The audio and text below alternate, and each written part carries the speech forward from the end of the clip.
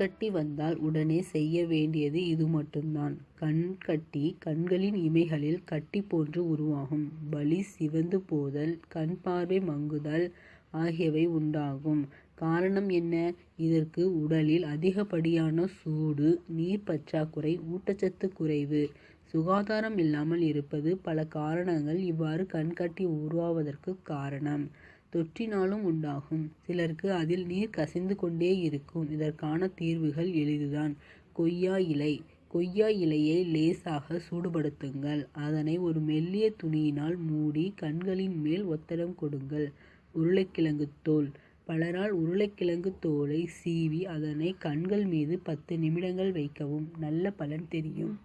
உப்பை வெறும் வானிலையில் சூடுபடுத்தி அதை ஒரு துணியினால் கட்டி கண்கள் மீது ஒத்தடம் வைக்கவும்.